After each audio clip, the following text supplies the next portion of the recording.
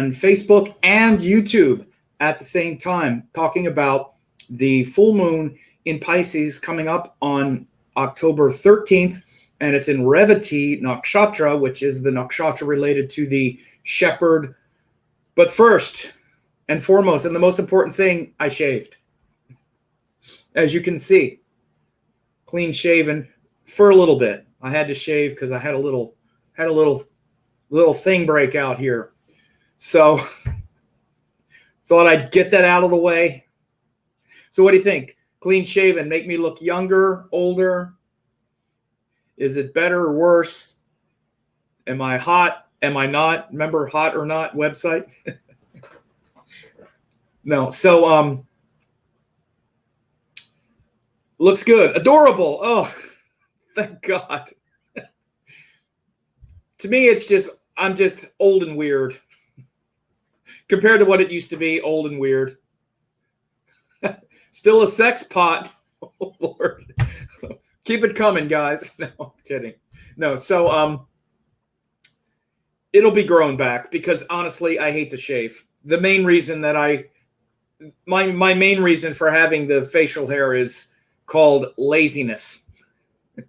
Shaving is a pain, particularly when you have a baby face like me. Yes, I do have a baby face, sensitive skin.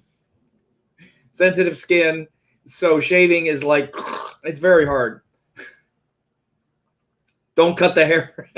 Sexy as always. Oh boy, man.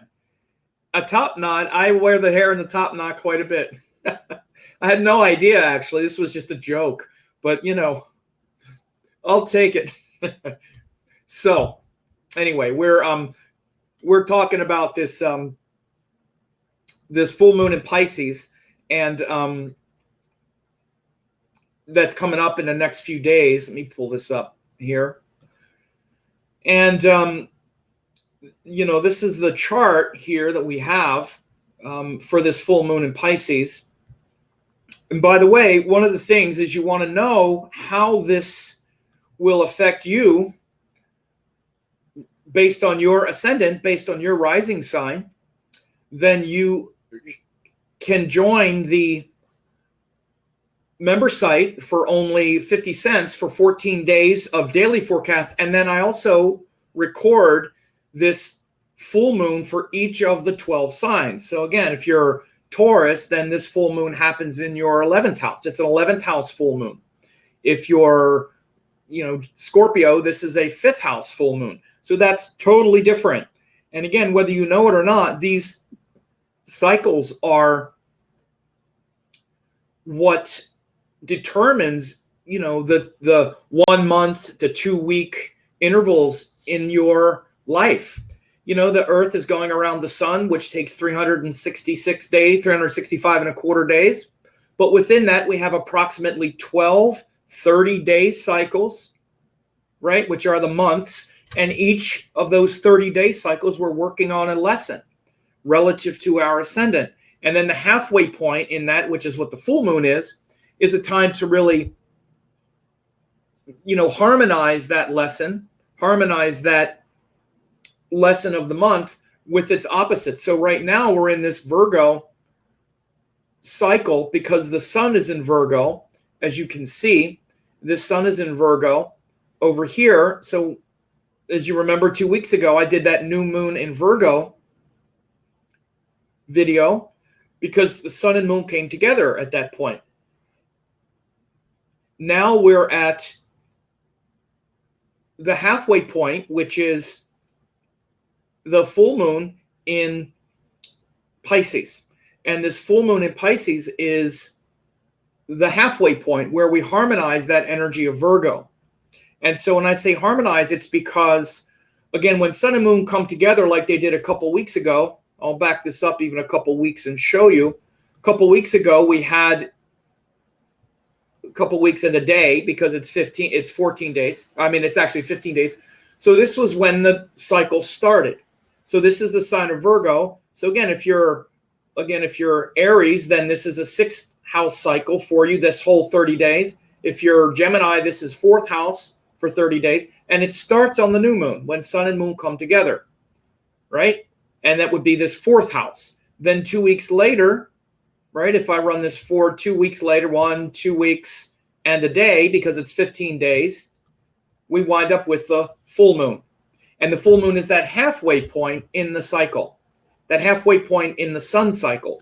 So we need to harmonize the energy of the opposite sign in order to really be able to fully integrate any of the signs. So in order for Virgo energy to really be integrated into our life, it needs to be harmonized with its opposite, which is Pisces energy. So this is why the full moons are so powerful in that regard. And it literally shows where the moon is now opposite. So it starts with sun and moon together. Again, the sun is like soul and the moon is like mind. So mind and soul are together when the new moon starts. Then the soul is still going through that area, but then the mind starts to move away, and the mind is the reflection that comes back mainly to us from other people, from other experiences, as we are trying to learn that lesson, as we're trying to learn that Virgo lesson that we started a couple weeks ago. Now we're getting closer to that midway point where the reflection starts to come back. And the reflection comes back from the opposite point of Pisces. So this is how you can really understand these cycles. And then by the time the new moon then works its way back around again, we'll just do it. You'll see each day. By the time sun and moon come together again, now they're going to come together in Libra, the next sign. Right? So this is how it keeps going. It's like a clock that keeps resetting, and it hits 12 of these points every year. By the way, that's why we have 12 months in a year. So the 12 months are based on the lunation cycles in each year. This is why we have 12 zodiac signs to measure them. They measured them sidereally in India. 12 sidereal portions measure the planets moving through the sky. But then the year is broken up into 12 portions. We apportion the year. Now we call those months January, February, March, April, but they're an approximation for these lunation cycles. So this is cosmic time. Again, we tend to make a big deal out of January, February. It's October already. Yeah, that's true. And I do it too, because I live by the calendar. I live by the civil calendar as well. And in India, they also had a civil calendar, and they had names of those months. Tapa, Tapasya. They also had, but they were solar months connected to the movement of the earth around the sun. But then they also have these lunation cycles, these soli lunar months, which is what I'm talking about, that are connected to cosmic time. And the Panchanga, what's called the Panchanga, each of these, for example, this is Purnima. The full moon is the Purnima Tithi. If you go back the day before, it's called Chaturdashi, which is the 14th day. The day before is called Trayadashi. So there are literally it's not just full moons and new moons. There's actually 15 moons in the cycle. And that's what I talk about in the forecasts that I mentioned earlier. When I do these daily forecasts, I'm talking about the Panchanga every day. I analyze what's the Tithi, what's the Nakshatra, what's the Vara or the day. You see Var, Tithi, Nakshatra. But then I also talk about the Rashi as well, which is the sign. And then I also talk about any important aspects, which, for example, in this full moon, we see Jupiter is aspecting the moon very powerfully. So just to orient you with this cosmic time, this soli lunar time, it's very important to get oriented in that way to understand what we're talking about here. And so as you see here, this is going to happen. I have this around, around 2 o'clock in the afternoon. That's Pacific time on the 13th, October 13th. And the sun is opposite the moon here. This is, as you see, the sun is 26, the moon is 25, 56. So it's like exact. And So we see that it's in the sign of Pisces. So again, the way this harmonizes that energy of Virgo is Virgo, and a lot of what you're working on right now and a lot of how things feel is this kind of serious scrutiny, focus on details, on literally like all of the different systems that are set up in your life, literally that have to do even with your daily habits and routines, and understanding that you're only as powerful and strong, or you can only utilize the power and strength that you have relative to how well you organize that in your life. Again, the best analogy that I use all the time is Virgo comes after Leo. Leo is the power of the kingdom. Literally, that can be the power in your physical body. That's one of the first ways that we experience it.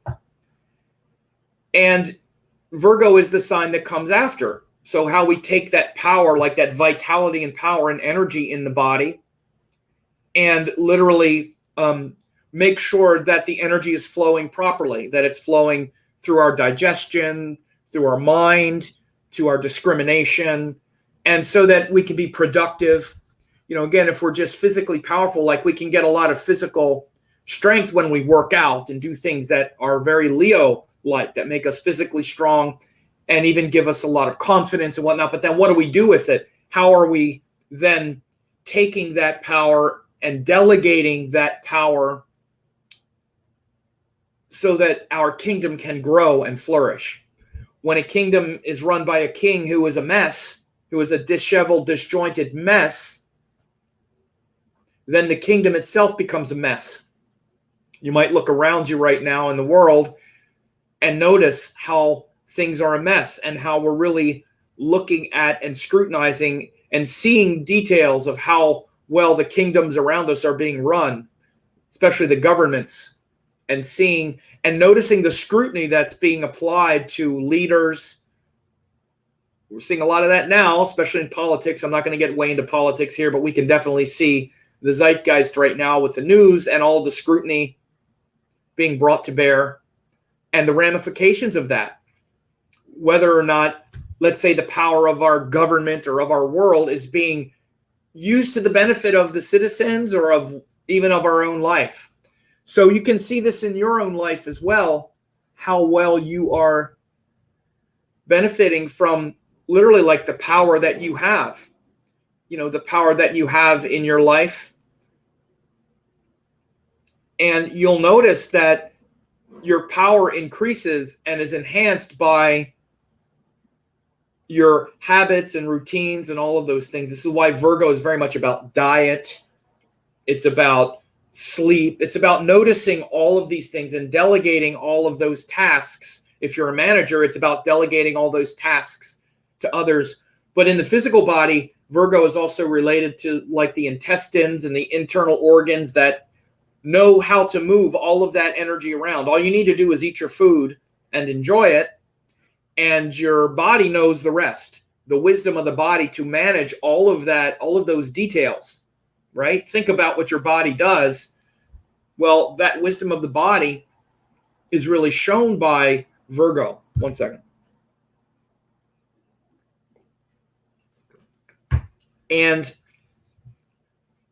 But it also creates a certain amount of pressure and stress and worry.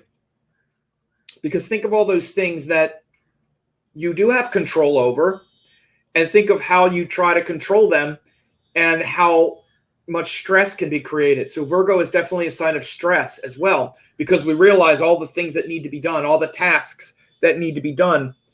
And especially, we can realize how no matter what, I'm never going to get it all done. Especially in this day and age, with the internet age, with all the media, with all of the opportunities to engage and interact and return a text and being bombarded, details after details after details. There's so many of them that we can feel burdened and overwhelmed and subsumed by details. And it creates a lot of stress. So underneath it all, Virgo is really a sign of control and trying to control and organize everything in the best possible way, because we know that there's also dangerous details. There's also danger that can come our way if we're not careful. So it's not just details that are sort of neutral. No, some details are dangerous and can be very, costly if we don't recognize them. So Virgo is also where this comes into play. And it's the sign where Mercury is exalted for this reason, because Mercury can tend to be a little too lackadaisical and a little too carefree about things. And it's exalted in Virgo because Virgo takes things seriously and says, no, it's you have to take these details seriously because some of them are much more important than others. So there can be some stress and worry as well at this time. So you may be feeling overwhelm and stress from even things like media or social media or things just that you can't control.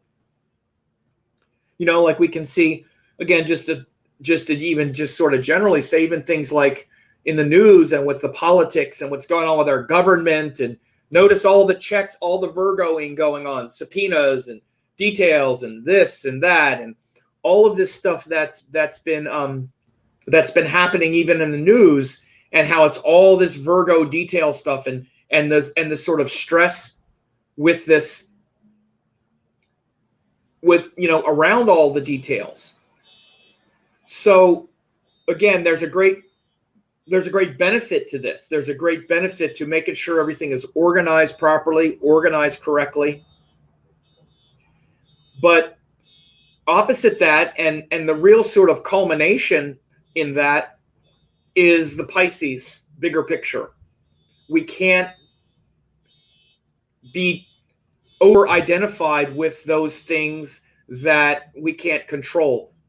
And this is the big problem with Virgo, is this illusion of control. It's one of the biggest problems with life.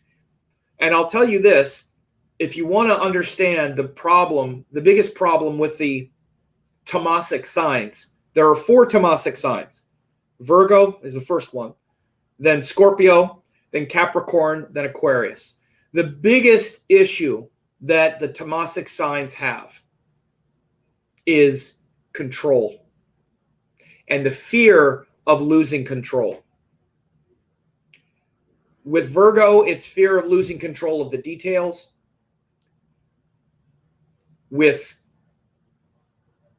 Scorpio, it's fear of losing control of our emotions. With Capricorn, it's fear of losing control of life itself and time. And with Aquarius, it's fear of losing control of the tribe and the ideas and the progress, and especially like the social group. But these Tamasic signs have this seriousness that makes us pay attention, but it also can create a lot of attachment, because when there's a fear of loss and fear of control, fear of losing control, then there's a lot of attachment. This is what brings attachment, is fear. There's no attachment without fear.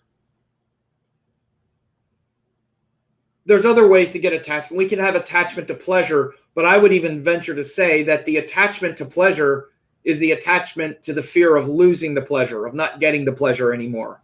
I think most attachment comes from fear in one way or another. Because pleasure in the moment is just enjoyed.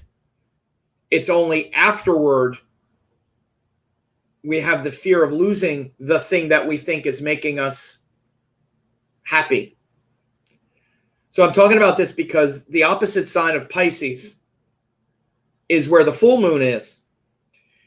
And it shows that reflection back toward the detailed nature of Virgo and that stressed nature of wanting to manage and organize all the details and all the stuff. And maybe I won't get it all done. And maybe there's this detail and that detail. And I could be doing more. Yeah, I know I could be doing more. And, we can kind of hound ourselves with Virgo. People that have a lot of Virgo energy, they tend to really hound themselves. And I always have to say, don't beat yourself up so much. You're never going to get it perfect. And again, that'll drive a Virgo crazy, because Virgo is really about perfecting things. So we don't get it perfect, but we get it close in Virgo. It's actually quality Mercury. Gemini has that as well, but not as much. But Virgo definitely feels the pressure to get it perfect. So opposite that is Pisces, which says, but everything is already perfect. You're living in nothing but perfection, and you'll never improve upon it, actually. You can improve upon your little world, like here I am in my little world. I have my cup, I have my liquid, I have other things around. And of course, they're always in a different state of being cleaned up or messy. And I can clean it up a little bit, but it's always going to be, it could always be cleaned up a little bit. It could always be cleaned up a little bit, but at some point, for example, we could just never be done with organizing and arranging things. It's never done. You see, where I don't stress usually about those things, but where I stress is things like these books. That's when I start stressing. Now, I don't do it because of Virgo. I do it because of Capricorn, and it's good. It gives me good pressure. I have Saturn in Capricorn, so it makes me like. But boy, that's just where you could start to, when you try to perfect something, you're never going to get it perfect. But at least you can try. At least you can strive to get it perfect and get it close. And what the full moon in Pisces does is reflect back this idea and this awareness that everything is already perfect, and surrender and relax into the wholeness of reality, not the micro details, but the fullness of existence. And it also shows that personal pressure and attachment and worry is ill-conceived. And again, instead, we should aspire to relax into that which is bigger than anything we can manage and organize ourselves, and not to stress. And one of the things about Virgo, and I mean people that have Virgo, like Virgo Ascendant or Virgo Moon, they will often have a very kind of sardonic sense of humor. They often have a good sense of humor. They have a good awareness of those things because of the pressure, because they know, first it's ruled by Mercury, but it's also, they know how worked up they can get about details and how much they can get really, and then eventually what happens is opposite that, Pisces is like the sort of the big cosmic joke. It's very detached, and it's not attached to all of the games of the world. So you'll see this often with people that have a lot of Virgo energy, when they really, are elevated. They mix that hyper sort of seriousness with the realization that, man, I'm never going to get all this organized, and I'm never going to manage all of this. And they have a sort of a reverence, and then this sort of natural humility of Virgo really comes out in a way where, instead of feeling humbled or humiliated, which Virgo can tend to be, kind of noticing all the flaws and noticing how they're not perfect and nothing is perfect and I'm never going to get it all organized. And again, that kind of hounding of themselves that can happen with Virgo. Again, I'm talking about this in general. We're all kind of dealing with some of this these days. We're all kind of dealing with that scrutiny. This full moon in Pisces is where we can be more surrendered to something higher and something that's less personal and that's less local.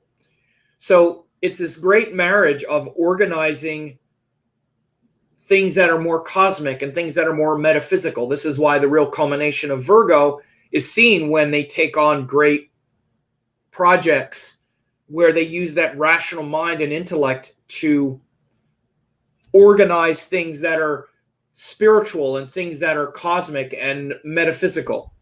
I'm reminded of my friend. I just did a YouTube video with him this past week named Mike Neely. He's got a lot of Virgo energy. And he's also got planets in Pisces. He's got planets in Virgo with a Virgo ascendant, and then a bunch of planets in Pisces as well. So this Virgo Pisces is where most of his planets are. And what does he do? He takes all that Virgo energy and translates Sanskrit. I mean, he's a great Sanskrit scholar and translator. So he takes all, and when you read what he does, his work, it's so thorough, like it's so organized. He breaks down to the most, like, and he loves it. He's like, oh yeah, that Virgo just loves to break down and take a section of the universe, take a section and just break down into all of those details, drill down deep, deep, deep. And he also has Ketu there. He has Ketu in Virgo as well, and Rahu is in Pisces. So I'm not going to say the whole thing because it hasn't given me permission, but it's Virgo Pisces energy, and so you can see this kind of union of Virgo Pisces energy and a sort of and that axis that will come together in things like, I used him as an example because he came to mind, but any kind of detailed scholarly work and pursuit, and using your mind to organize things that are worth organizing, not just worrying about all the details of the world. So worrying about all the details of the world is not a good use of your time and your mind and your Virgo energy. Organizing your world so that you have the max, so that you have the best, food and routines, and so that the energy moves, the best, and then connecting your mind with something cosmic and metaphysical, which is that opposite sign of Pisces. That really brings the Virgo energy to completion. It's where that culminating point falls. So again, you want to understand this framework, like I said at the beginning, and that's why I start with those kinds of frameworks, because we have to understand what we're doing. We just say, oh, the full moon is here and it's blah, blah, blah. And we just kind of said, yeah, we always get to that. This is what it is, but it's in context and it's part of larger cycles. And it's always important for me to remember that this full moon is that halfway point of where the sun is. And the sun is like the cycle that we're working on. The sun is always the king in this sense. That's why the sun is always the one that makes the eclipses, makes the lunation cycles. The sun is the one that's moving. Everything is moving around the sun. The sun is sitting there, and we're kind of moving in relation to it.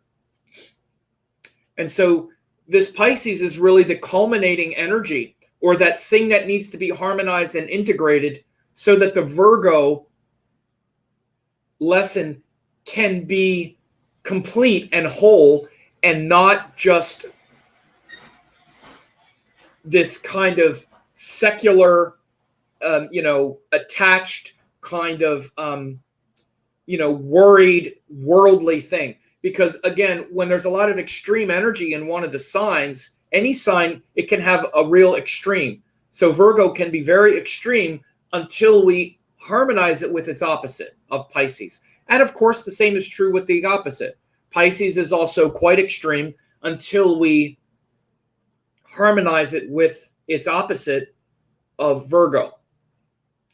So all of the signs see their opposite as that integration point. So right now, these are big things to think about as we approach this full moon in Pisces. And I did a little earlier than usual because sometimes I get busy, and I did this a little earlier so that we have a few days to prepare. It's happening on the 13th, as we see, and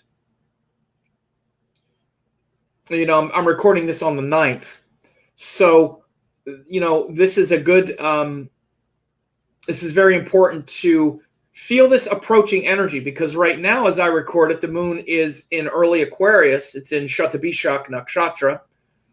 And then it's going to go to Purvabhadra, Uttarbhadra, then Revati Nakshatra. So talk about the nakshatras in a second. I did actually want to also talk about something, though, really quick, because it is coming up. And that's a conference that I'll be doing, the Sedona Astrology Conference. I just posted a couple links here. It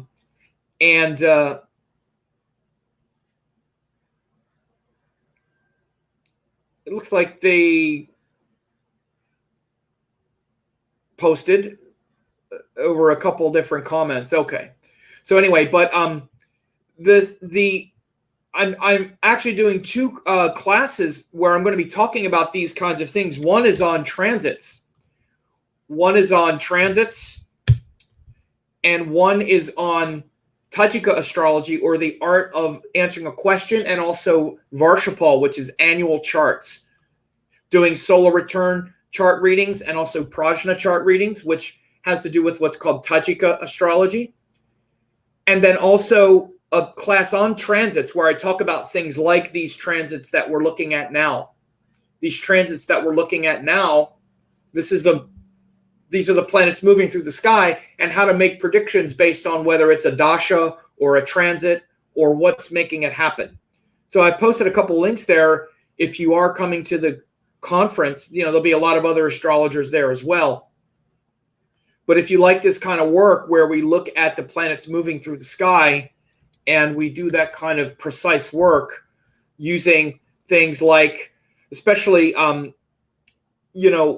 planets move in the sky and interact with, our natal planets and the dasha planets and, dasha cycles, it'll be very precise to see the difference between how to use the transits in the sky with the natal chart and the dashas. And then there's a long workshop on Monday where I talk about Tajika astrology, which is the interaction between the Indians and the Persians, and then how that led to things like Varshapal, which is the annual charts, and then also Prajna and Muhurta and all of those things that allow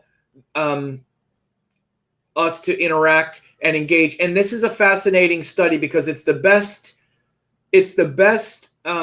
structure that shows how the Indians were sharing with the Westerners from Persia, which then became modern Western astrology. But you see how they were both interacting and sharing things like zodiacs, for example. The Persians studied with the Indians for a long time, for several centuries. They studied the Surya Siddhanta. It was a purely sidereal system until the 9th century, when they translated Tetrabiblos, a Greek text. And so again, I'm going to go over this history as well, because it's very important to know, especially now, because a lot of talk about zodiacs, but it's a lot of smoke and not a lot of fire, actually. So I'm going to break out some of that to show how the Indians and the Persians were sharing and cooperating with each other. And what arose was a version sort of the Persian astrology, but using the Vedic Indian methods, Indian zodiac. So you see a total sharing, and it will be crystal clear to you if you have any doubt that Indians didn't understand the zodiacs or didn't know what they were doing or whatever. It will be crystal clear that you'll understand, oh, okay, they obviously were sharing with tropical astrologers, but using their zodiac, using their methods from the Persians. So it was nothing but sharing and cooperation and openness. So that led to the great systems like Varshapal and Prajna and all of those things that come from the Tajika system. So that's going to be on the Monday workshop. So just check that out if you're interested as well. So to get back to this full moon, and that's on November 21st through the 25th in Sedona, Arizona. November 21st through the 25th. So you can see that this full moon is in Revati Nakshatra. One second. And Revati is the nakshatra that's related to the shepherd energy. That's the best metaphor For Revati, the deity is called Pushan, who is the shepherd, literally, that leads the animals home. It's the last nakshatra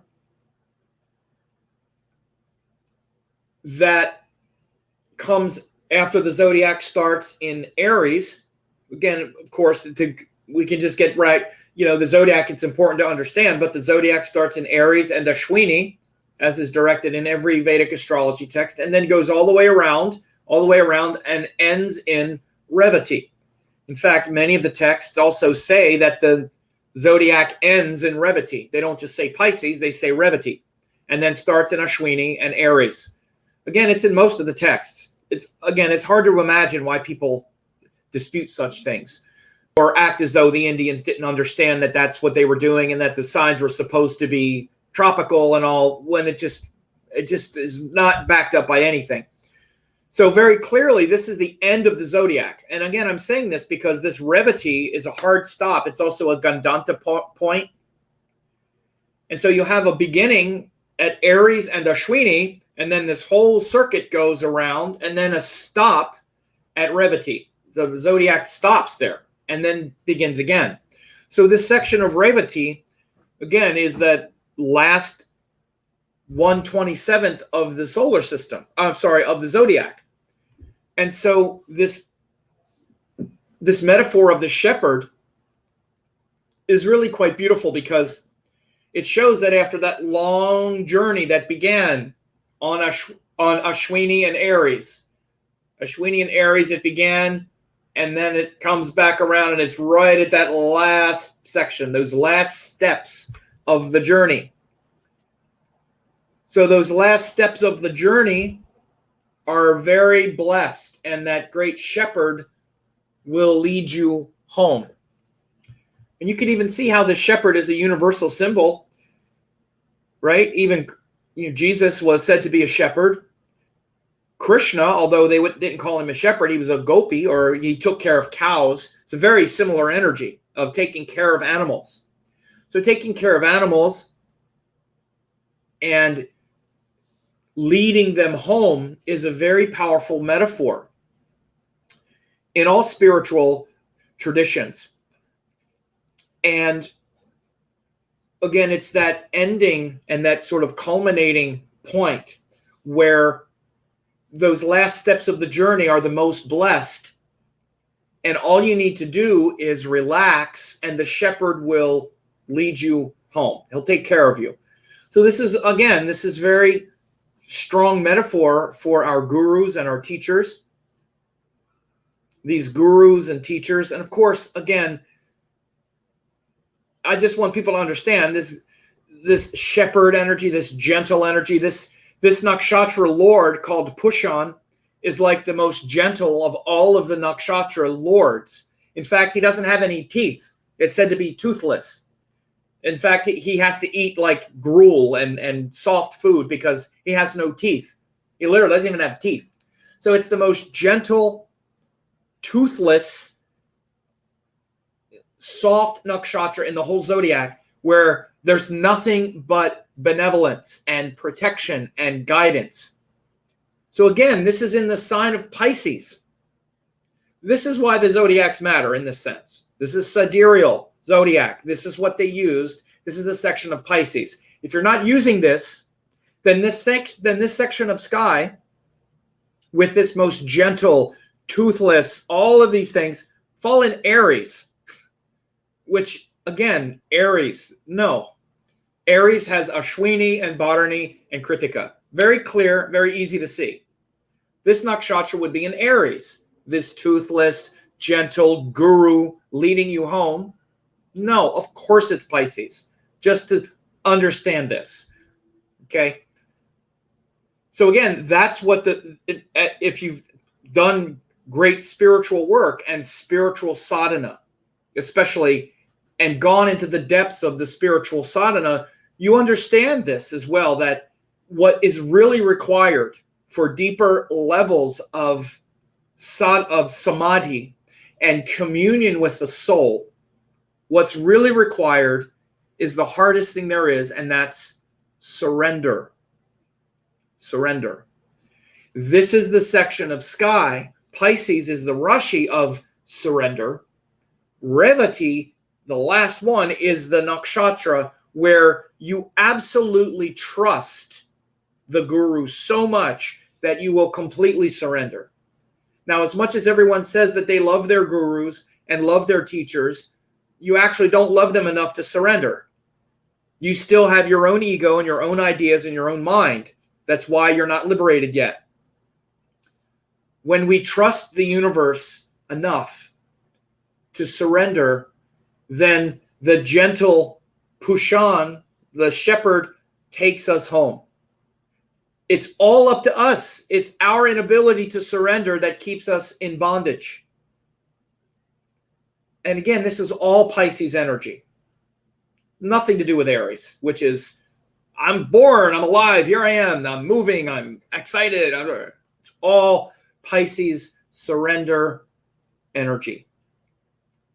So this is how, again, this Pisces is opposite Virgo. Virgo is all the details that can stress us out, that can worry us. And Pisces is the part of us that relaxes into that larger picture, that is willing and able to surrender to what is. And when we are able to surrender to what is, then the soul finishes its course. The soul finishes its journey. It's the zodiac point of liberation. Again, these are all Pisces themes, and this is all that opposite of Virgo, because Virgo is where we understand all the work in the world, where we're burdened by all the problems of the world and having to fix everything, and everything requires all this attention and energy, and we get all this power, but then we got to manage it and organize it, or it blows up. Just think, like, someone gets all this money. You can think of Leo as all this money, all this power. Now what? Now I got to invest it. I got to do something with it, or I'm going to lose it. Somebody's going to take it. All the pressure of Virgo. Virgo is like the pressure of the world. And all the stuff we need to do to try to organize it all. Pisces is like, come on. Don't worry about it. This isn't you anyway. You're just attached to something, to a story that's not real. And that last nakshatra in Pisces, Revati, is the final step, that last leg of the journey, where the gentle shepherd guides you home, takes you home. And all you need to do is surrender. You know, we'd be there with the shepherd, just like we are with our guru, and the shepherd is saying, come this way. And we're like, no, I want to go that way. No, let's go over here. Let's do that. This is what we're doing. You have to understand these nakshatras, these divine powers, they're the powers. The guru, the shepherd, knows how to get you home. You are lost. You're a lost animal. See? See how mean I am even when I'm shaven?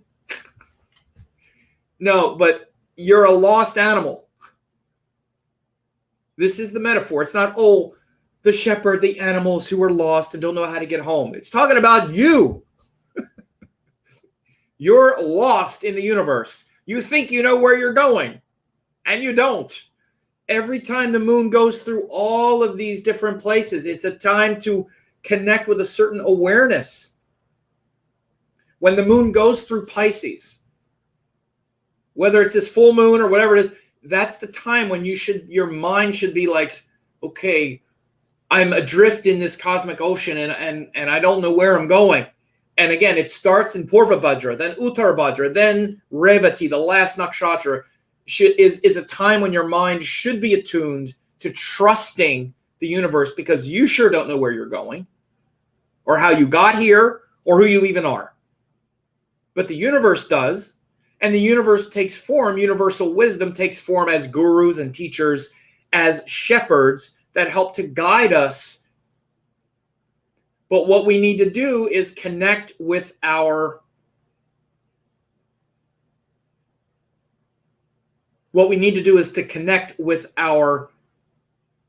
deeper wisdom and our deeper nature, our deeper universality. And the only way to do that, again, is through this meditation and through this surrender. Again, that's the point. That's the biggest lesson and the biggest point and the hardest thing to do is surrender. And Pisces is where we learn that. Virgo is not about surrender. Virgo is not about surrender. It's about control. So again, this Virgo-Pisces axis that we're living through right now is this control-surrender equation. And we're on one side or the other of that equation. Sometimes, like, for example, when in 6 months, we'll have the new moon in Virgo and we'll have the new moon in Pisces and we'll be in the, I'm so surrendered. And then the full moon is, but you need to pay attention. You need to exert more control. So these are always going back and forth. And now we're in the Virgo control, Pisces surrender. So notice maybe the stress and the worry a little bit of what's happening in the world these days, the things that you can't control, the things you can't manage, and allow that Pisces energy to really bring a deeper awareness. Now, again, if you want to know how this full moon in Pisces affects you, and you want to also get 14 days of forecast and whatnot, you can do that as well. And what I wind up doing is I go over each day, again, because you see we have this day, but for example, I did a forecast this morning that talked about this because it's Shukla Dwadashi, it's Wednesday, it's Shatabishak Nakshatra. That's a whole different thing. Then tomorrow it's going to be Triadashi, it'll be Thursday, it'll be Purva Bhadrapada, right? This is different. So I do every one of these. I go through this Panchanga every day, and then the moon moves into Pisces. This would be on Friday, on Chaturdashi. It's Friday, it's Purva Bhadrapada, right? Then Saturday, Uttar Bhadrapada, it's still in Pisces. We're getting an aspect from Jupiter. And by the way, when we were in Aquarius, we were getting an aspect from Saturn. So I talk about all of these things every day. So you could get that. You could try it for 50 cents, 14 days. And I'm going to be doing, in the next couple of days, I'll be doing the full moon in Pisces for each of the 12 signs, including yours. Because like I said, if you're a Scorpio, this is going to be different for you because it's happening in your 9th house.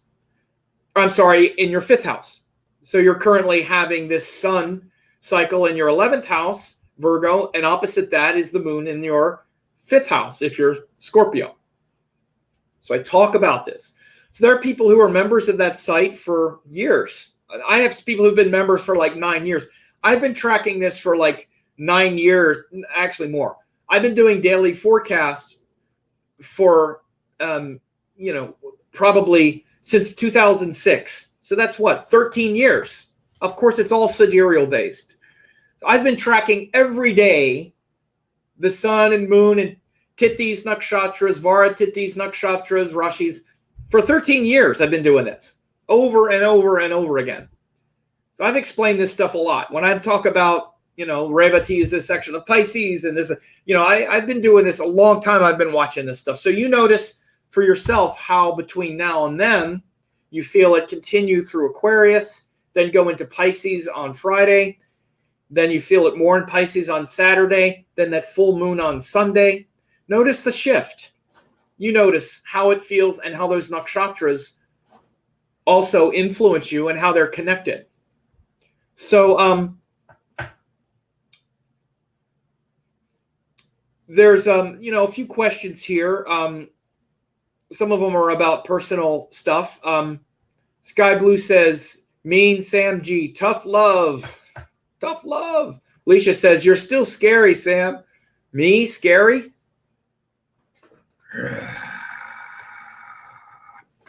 Me? Diane says, right? So right now we should go within instead of taking action with our lives. Well, it's not one or the other. We should always be going within. Always. We should always, in fact, great yogis or mystics or enlightened people they're always within, even when they're acting externally. They're always established within themselves.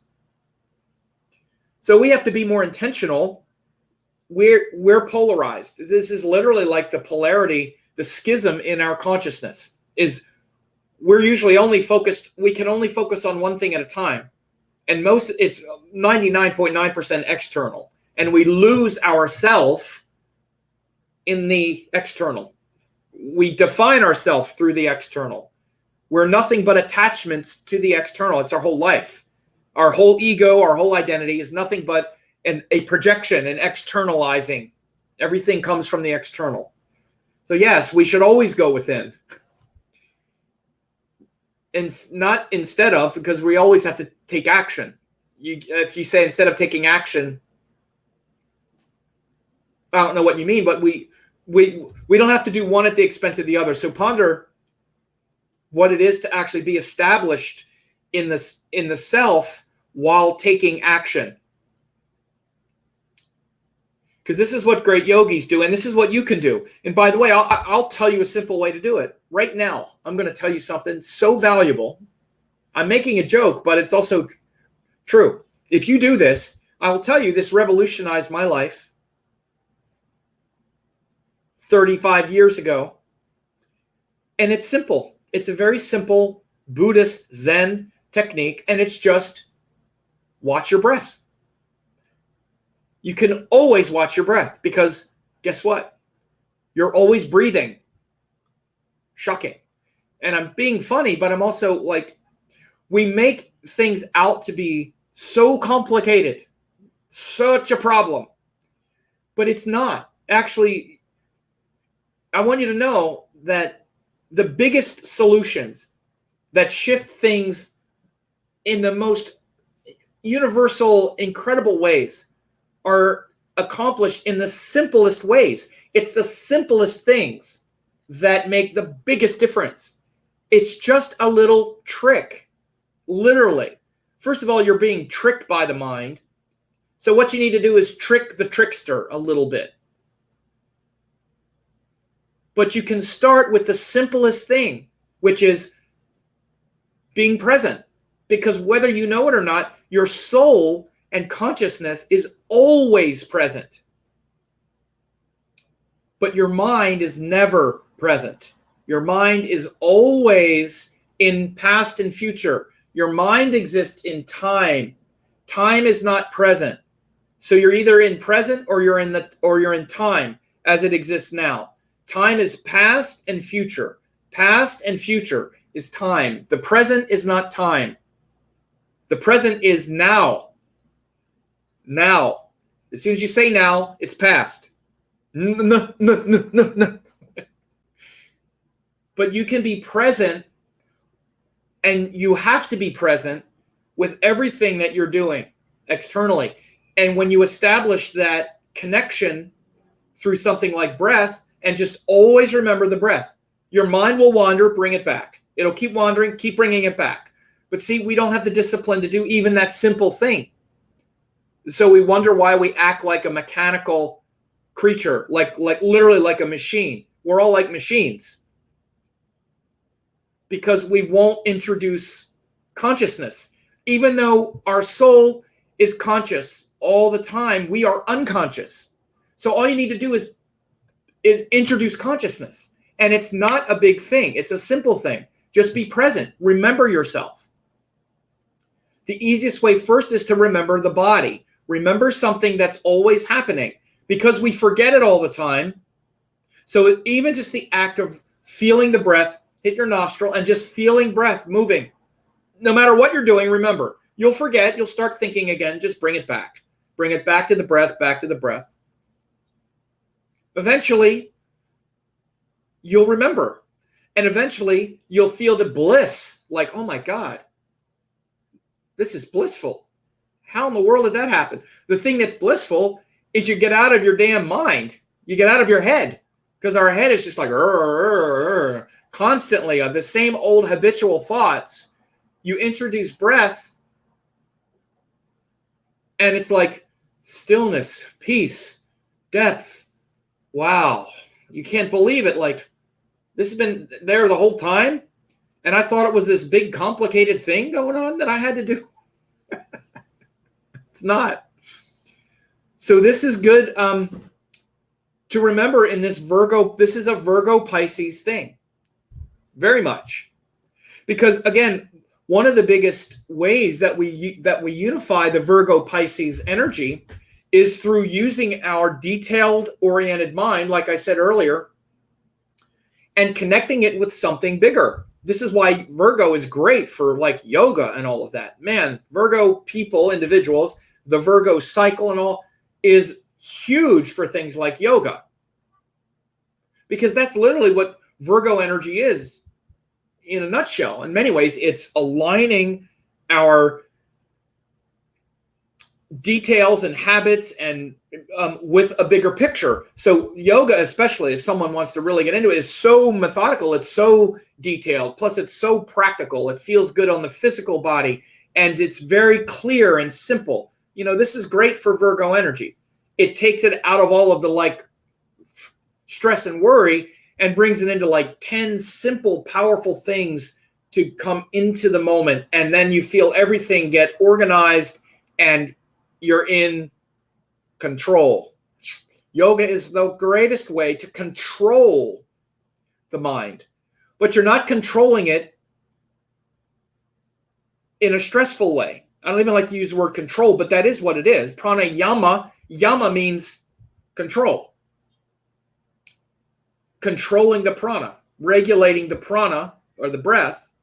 It's literally a control, but you're controlling something that needs to be controlled. You're controlling something that's out of control. And we do it all the time. So there's nothing wrong with control unless it's out of control or we're trying to control like the whole universe or something. It can get, our desire to control can get out of control. But we actually, the beauty of Virgo is the energy that we understand. The true thing about Virgo, and the truth of Virgo, is that we understand that, yes, it is up to me. It's up to me, and only I can find my own salvation. My salvation is up to me. And we feel this in Virgo. We feel this in Virgo, and we feel the pressure to figure it out ourselves. And that pressure to figure it out ourselves needs to be aligned with a higher purpose. I'm going to say to the person who keeps telling me to move on, maybe you could move on. I'll move on when I'm done.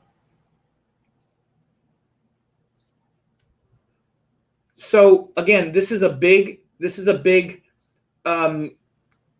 issue. Yeah, exactly. Control issues surfacing in the chat. Right. Maybe you can move on. So again, it's very important to understand this. And so coming into the present moment, you can really see this is a unification. Spiritual practice and sadhana is very much a unification of the Pisces big picture, because Pisces can be way amorphous. Like, it's so abstract. I'm just kind of floating out there with everything. And Virgo is like, no, you're not floating out there with everything. You are embodied in a form, and you need to manage this. You need to do every little detail. So that's how Virgo organizes Pisces, and how Pisces universalizes Virgo. So again, it's very helpful to see these, this sort of rhythm of opposites. That's the way I call it. And you can see it with signs. You can see it with houses as well. Someone's asking me about the eclipse in Mula, which I'll have plenty of time to talk about that. I'm not talking about that right here. I'm going to just do this. We've gone quite a while here. We've gone almost an hour. And Andrew Navarro says, yes, anapanasati, I don't know that word, mindfulness practice, part of the Sattvabodhana or 7 Factors of Enlightenment. I'll tell you a great book for this kind of thing is, Thich Nhat Hanh is one of the best. Very simple little book that I used to let people know of, was called Miracle of Mindfulness, where it's just about how to set up a mindfulness practice, and it's really mindfulness of breath. Very important. It's a revolutionary practice. It really is. If you've never done it, try it. You can try it. Well, right now, you can just feel the breath moving. And again, stay with it. But what happens is our mind gets bored. Our mind runs to the next thing. We start thinking about, and we just lose it. But it's a wonderful practice. As Buddhists, we've always been taught my negative thought always come back to the breath. Right. Power of now. Yeah. Power of now is more philosophy too, but yeah, again, it's just, you just keep bringing it back, and very gently, like you don't argue, you don't fight and stress and anything like that. You just keep bringing it back. So, awesome. Okay, folks. Well, yeah, I think that was good, and I'm glad to do that. And one more time, I'll post the link if people are interested. A lot of people have gotten these over the years. I see the thing about Mantak Chia. He also is, he's also a master with these kinds of things. He's also worked with male sexuality and things like that. Leisha Kali, what a pleasure to listen to Sadashiva channel the Shepherd. Yes. By the way, I have my Jupiter in Pisces, in Revati. I have my Jupiter in Revati, so I love that Revati energy. It's my saving grace. My Jupiter's in Revati, so it brings out the best in me when I teach and stuff like that. So thank you, Leisha, for being here. And I hope to see some of you at the Sedona Astrology Conference. It'll be a really cool event. It's in Sedona, November 21st through the 25th. And you can register for the full course. Again, I'm teaching a class on the Sunday on transits and dashas, and then on Monday a workshop on how to do Varshapal annual charts, Muhurta charts. I also have a booth there. There'll be a lot of students there. You'll get to hang out. We'll get to hang out for a few days. Plus you're in Sedona, but I'm getting there on Friday night. I'll be there, and so have some time to hang out and meet some people. So people that are near, I saw someone posted who lives in Colorado. It's not that far. You're telling me to plan a trip to come to Colorado. This is always the thing. I'm coming to Sedona, and they say, come to Colorado. Well, why don't you come to Sedona? So there's already like a couple hundred people registered for the, weekend. So it's already very popular. And so, why don't you come? And it's not just me. I'm not the only one. There's other well-known astrologers there and yoga teachers, and it's a great event. So anyway, there's also a discount now if you register. So we'll leave it at that. But pleasure to see everybody, and I'm glad you showed up, and we'll be in touch.